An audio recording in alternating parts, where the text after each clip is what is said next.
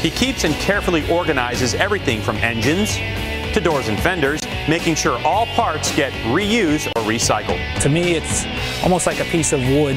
There's nothing to waste, whether it's a piece of the log or the sawdust at the end of the pile.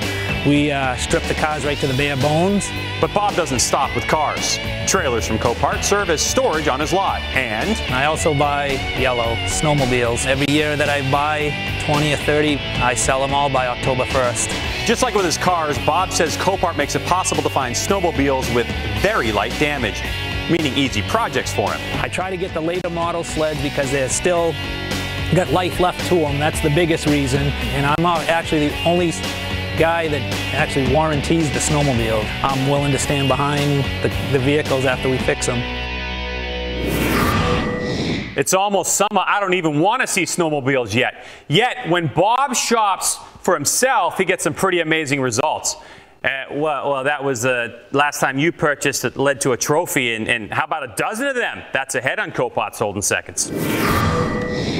When we come back, a Copart member that builds for trailblazing. But first, the 2009 Lexus GS 350, our second hot on the block after this. Interested in getting in on the Copart bidding action? Registration is easy and anyone can do it. Just go to Copart.com, click on How to Buy, sign up, and within seconds you'll be searching for your next vehicle.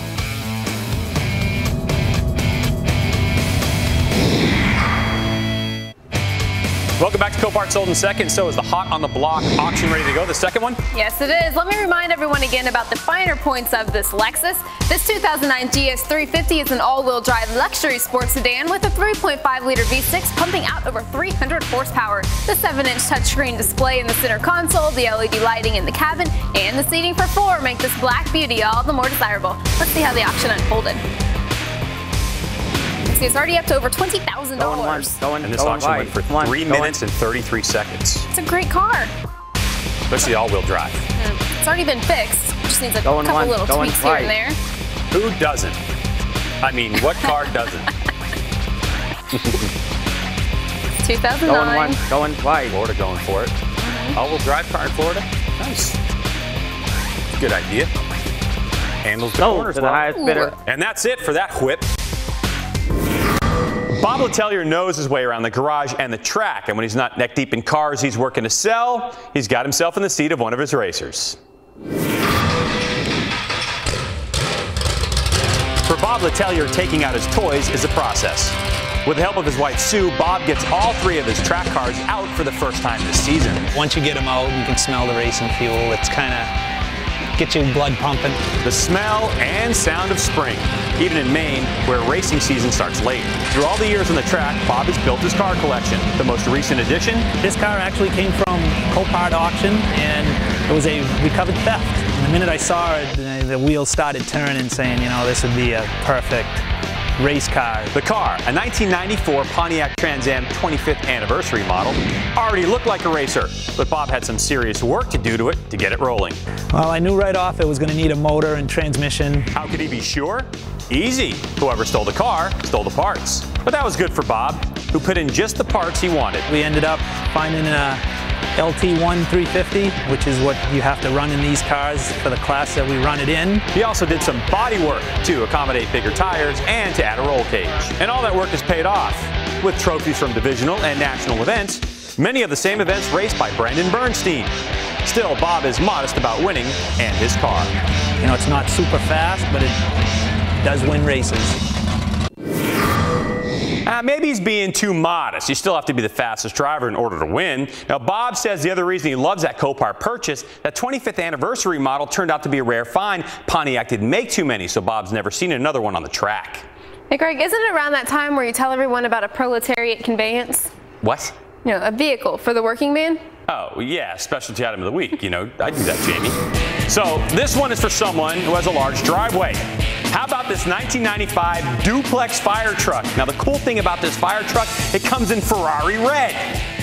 That's fire engine red, Einstein. Oh, all right, so fire engine red. But it comes with a 12.7-liter 6-cylinder diesel, and to really impress the ladies or to impress the fellas, that ladder comes with it. That's Copart's run and drive verification.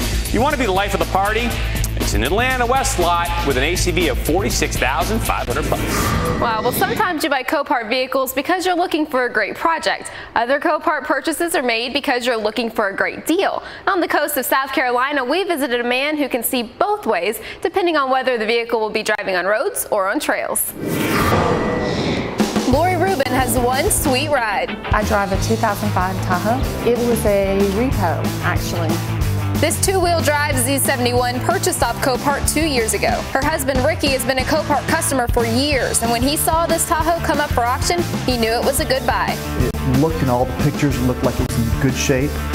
And that's one thing I like about Copart is there's so many, you can choose what you want to buy just by looking at the pictures. Like many Copart cars, the Tahoe came with keys and ran just fine. Lori had seen Ricky fix up other cars, so she knew if there were any unforeseen problems, Ricky could take care of them no problem. I was 100% confident he wouldn't put me in anything not safe or that's not good. And Ricky had quite the building experience. He and his buddy Turkey Berkey started building together years ago. And I've known him since I was probably 14 or 15. He had a gas station on the corner in a tow truck.